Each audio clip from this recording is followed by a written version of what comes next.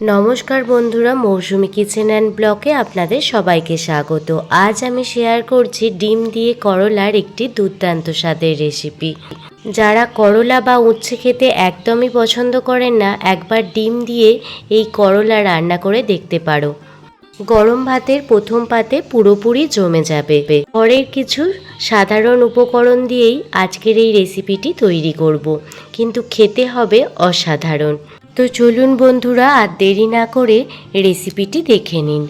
রেসিপিটি বানানোর জন্য এখানে আমি 4টে করলা নিয়ে নিয়েছি। করলাগুলো প্রথমে ভালোভাবে জল দিয়ে ধুয়ে নিয়েছি।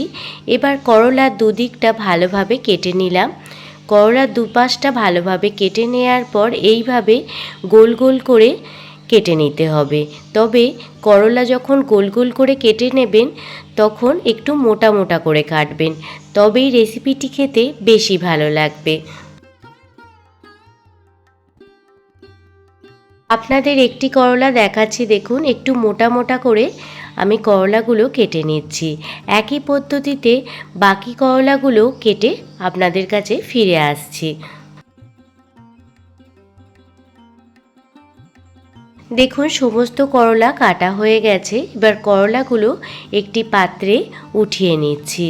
করলা যতটা কচি হবে ততটাই খেতে ভালো হবে, আর যদি বীজ থাকে তাহলে বীজটা ফেলে দেবেন।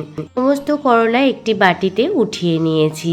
এবার করলার মধ্যে দিয়ে দিচ্ছি স্বাদ মতো লবণ, আর দিয়ে দিচ্ছি পরিমাণ মতো হলুদ গুঁড়ো।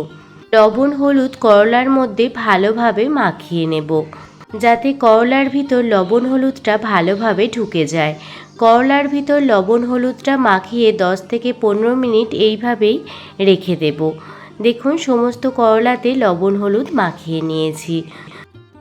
একদিকে করলার মধ্যে লবণ হলুদ মাখিয়ে নিয়েছি, অন্যদিকে আমি এখানে করলার সাথে নিয়ে নিয়েছি 2টো আলু। আলুগুলো ছোট ছোট করে কেটে নিচ্ছি। প্রথমে আলুটা 2 আধখানা করে কেটে নিলাম। এবার আধখানা পিস থেকে আরও আধখানা করে নেওয়ার পর এই রকম ছোট ছোট টুকরো করে কেটে নিচ্ছি। আপনারা একটু লক্ষ্য করলে আপনারাও খুব সহজেই কেটে নিতে পারবেন। আমি আজকে ছুরির সাহায্যে সবজিগুলো কেটে নিচ্ছি, আপনারা বটি দিয়েও সবজিগুলো কেটে নিতে পারেন। এবার এখানে দেখুন 2টো ডিম নিয়ে নিচ্ছি। একটি বাটি নিয়ে নিয়েছি, আর বাটির মধ্যে এখানে 2টো ডিম ফাটিয়ে দিয়ে দিচ্ছি। এবার ডিমের মধ্যে দিয়ে দিচ্ছি 1 মুঠো পরিমাণ ধনিয়া পাতা, আর দিয়ে দিচ্ছি স্বাদ মতো লবণ। ডিম, ধনেপাতা, লবণ খুব ভালোভাবে চামচের সাথে মিশিয়ে নিচ্ছি। একবার এই পদ্ধতিতে করলা রান্না করে দেখবেন, খেতে ভীষণ ভালো লাগে।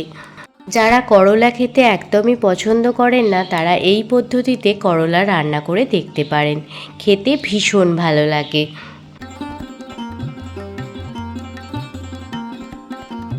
ডিমটা খুব ভালোভাবে ফেটিয়ে নিয়েছি।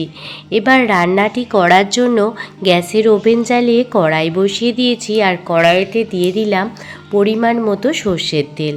তেলটা চারিপাশে খুন্তির সাহায্যে ছড়িয়ে নিচ্ছি। তেল ভালোভাবে গরম হয়ে গেলে ডিমের মিশ্রণটা তেলের মধ্যে দিয়ে দিলাম। এবার ডিমটার অমলেট বানিয়ে নেব। গ্যাসের ফ্লেম লো টু মিডিয়ামে রেখে অমলেটটা দেখুন বানিয়ে নিচ্ছি। আপনারা তো অনেকভাবেই করলা রান্না করে খেয়েছেন, একবার হলেও এইভাবে করলা রান্না করে দেখুন। বাড়ির ছোট থেকে বড় সবাই দেখবেন তৃপ্তি সহকারে খেয়ে নেবে। ডিমের এক পিঠটা হয়ে গেলে অপর পিঠটা উল্টে দিচ্ছি। দেখুন কত সুন্দর অমলেট তৈরি হয়ে গেছে। এবার ডিমটা ছোট ছোট টুকরো করে কেটে নেব, কারণ করলার এই রেসিপিটির জন্য ডিমগুলো এই রকম ছোট ছোট টুকরো করে কেটে নিলেই খেতে বেশি ভালো লাগবে।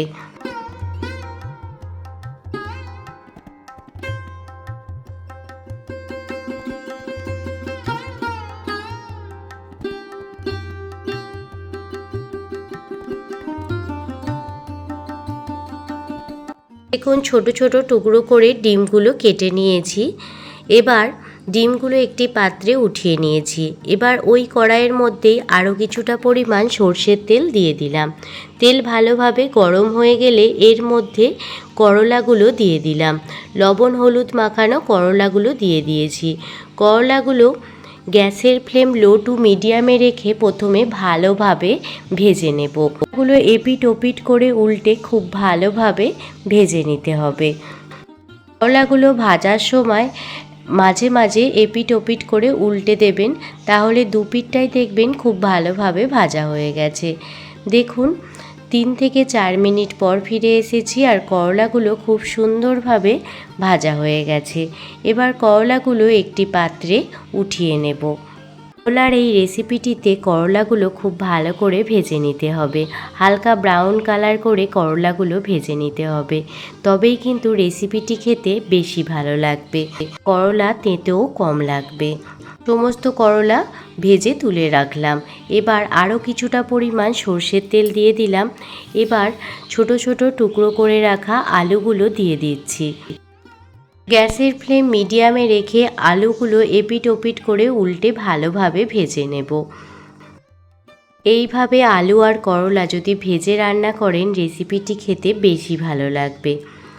কিছুক্ষণ পর ফিরে এসেছি আর আলুগুলোও দেখুন একদমই ভাজা হয়ে গেছে। আলুগুলো একটি পাত্রে উঠিয়ে নিচ্ছি। পাত্রে করলাগুলো ভেজে উঠিয়ে রেখেছিলাম, সে পাত্রে আলুগুলো উঠিয়ে নিলাম।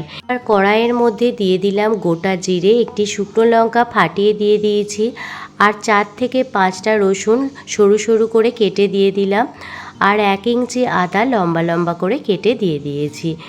ক্যামেরাটা কোনো কারণে বন্ধ হয়ে গিয়েছিল, তাই এটাই স্কিপ হয়ে গেছে, তাই বলে দিলাম। রসুন আর আদা ভালোভাবে ভাজা হয়ে গেলে এর মধ্যে একটি মিডিয়াম সাইজের পেঁয়াজ ঝিরিঝিরি করে কুচিয়ে দিয়ে দিলাম। এখানে আজকে আমি কোনো রকম বাটা মশলা ব্যবহার করব না। রসুন আদা পেঁয়াজ এই রকম ঝিরিঝিরি করে কেটে রান্না করলেই রেসিপিটি খেতে বেশি ভালো লাগবে। রসুন পেঁয়াজ আদা ভালোভাবে ভাজা হয়ে গেলে এর মধ্যে দিয়ে দিচ্ছি 1 চামচ পরিমাণ হলুদ গুঁড়ো আর 1 চামচ পরিমাণ ধনে জিরে গুঁড়ো। সমস্ত মশলা মিশিয়ে নেব। তার আগে দিয়ে দিচ্ছি করলা আর আলুটা। করলা আর আলু ভালোভাবে সমস্ত মশলার সাথে মিশিয়ে নেব। এখানে আমি আদার্স কোনো মশলা দেব না। এই অল্প মশলা দিয়েও যে এত সুন্দর রেসিপি বানানো যায়, একবার না বানিয়ে খেলে বিশ্বাসই করবেন না, খেতে অসাধারণ হয়। করলা আলু মশলার সাথে খুব ভালোভাবে ভাজা ভাজা করে নিতে হবে। করলা আলু ভালোভাবে ভাজা ভাজা করে নেওয়ার পর এবার এর মধ্যে পরিমাণ মতো জল দিয়ে দেব, যাতে আলু আর করলা হালকা নরম হয়ে যায়। জলের পরিমাণটা খুবই সামান্য দিয়েছি, কারণ এই জলটা পুরোপুরি কিন্তু পরে শুকিয়ে নেব। এই সময় অবশ্যই লবণটা চেক করে নেবেন। এবার ঢাকনা চাপা দিয়ে 10 মিনিট মতো ঢেকে রেখে দেব। 10 মিনিট পর ফিরে এসেছি আর আপনাদের দেখাচ্ছি, দেখুন আলু করলা খুব সুন্দরভাবে সুসিদ্ধ হয়ে গেছে। এই পর্যায়ে ভেজে রাখা ডিমের টুকরোগুলো দিয়ে দিলাম। ডিমের টুকরোগুলো করলা আলুর সাথে খুব ভালোভাবে মিশিয়ে নিচ্ছি। গ্যাসের ফ্লেম মিডিয়ামে রেখে করলা আলুগুলো খুব ভালোভাবে ডিমের সাথে মিশিয়ে নিয়েছি। করলা আলু ডিম দিয়ে এই রেসিপিটি একদমই রেডি হয়ে গেছে। এখানে আর কোনো রকম মশলা দেওয়ার কোনো প্রয়োজন নেই। আজকে আপনাদের কাছে করলা আর ডিম দিয়ে বানানো এই রেসিপিটি কেমন লাগলো অবশ্যই কমেন্ট করে জানাবেন। যদি ভালো লেগে থাকে প্লিজ একটি লাইক কমেন্ট শেয়ার এবং সাবস্ক্রাইব করে আমার পাশে থাকবেন। সবাই ভালো থাকবেন, সুস্থ থাকবেন, সাবধানে থাকবেন। পুরনো বন্ধু নতুন বন্ধু সবাইকে জানাই অনেক অনেক ভালোবাসা, এতটা ভালোবেসে ভিডিওটি দেখার জন্য। আবারও কোনো দিন অন্য কোনো সহজ সরল নিত্য নতুন রেসিপি নিয়ে আপনাদের কাছে হাজির হব। ধন্যবাদ।